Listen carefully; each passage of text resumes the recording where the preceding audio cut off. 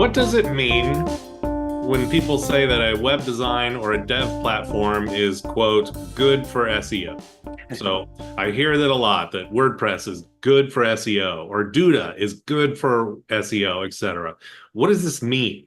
I mean, do you really believe that some website builders are actually better for SEO than others?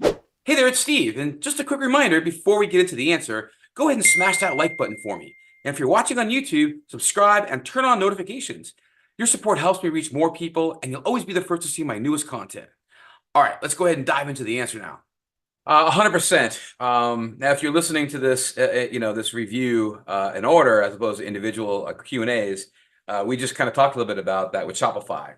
If you're going to a platform, the platform outside of WordPress, right, you're going to these kind of custom platforms designed or built with something. Thinking of like things like Wix and all these other ones. They basically only have what they have, right? Not a lot of them have.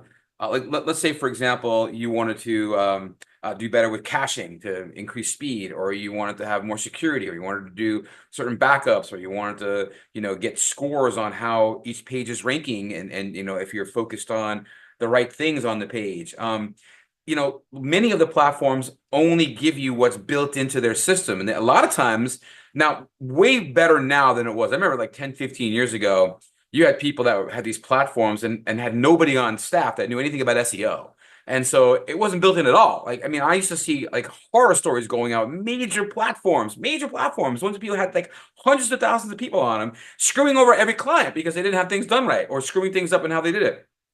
So when a platform is good for SEO, it means that it is capable of doing all of the things that you need to do for SEO in a way that makes it easy for you. So that would be things like making sure that it always goes to a secure site, making sure that you always have the right www versus non-www, depending on which one you're going, making sure that you can customize your titles and description tags in them. Now, out of the box, WordPress doesn't do that. You can't put in a custom title or description. You need a WordPress plugin, like a Yoast or an all-in-one or a Rank Math or some other tool to do that. But that's what makes WordPress so valuable from the perspective of SEO, is that you can go out and you can get these tools, these plugins, these other things to enhance it, to make it better, to make it more effective. You've got things like Google has things like for SiteKit, where you can connect it, which is connect your analytics account, your search console, and your tag manager, all by using a Google product. Shopify is not going to have that. You have to do it separately, or maybe Shopify does. I don't know for sure. I don't mean to say negatively. I don't know for sure, but unlikely. And so there's other things that you can do for managing files right from within WordPress, or putting forms, the other nice thing about using a tool like WordPress, for example, is that many of the manufacturers that are out there have a plugin of sorts to make it easier for you to use this. So if you're using MailChimp for like your email platform, right, to track all the people that that fill out your newsletter, subscribe to your newsletter. MailChimp has a plugin for WordPress that you can use to connect those. So when people actually fill out the form on your website, it sends them off over to the MailChimp and puts them in there as well.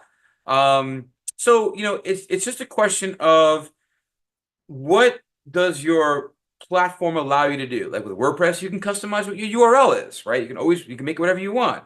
You can categorize things, you can tag things, you can have author pages, you can give access to people to do certain things and not other things.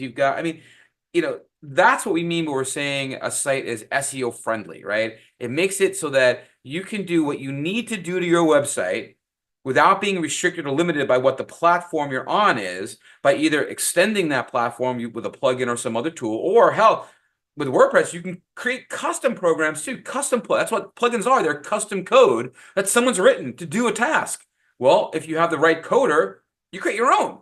So that's what we mean by having a site or a program that is SEO friendly versus maybe not as friendly, is that the not friendly SEO platform, you get what they give you basically, and if it's not full functional, you just SOL. You just can't do anything about it. Whereas other programs like a WordPress in particular, it's the flexibility, it's the ability to extend it, it's the ability to turn it into something else, and to be able to build it out either with an existing plugin program or hiring someone to build you your own and creating it any way you want it. So that's kind of what they mean by SEO friendly versus not SEO friendly.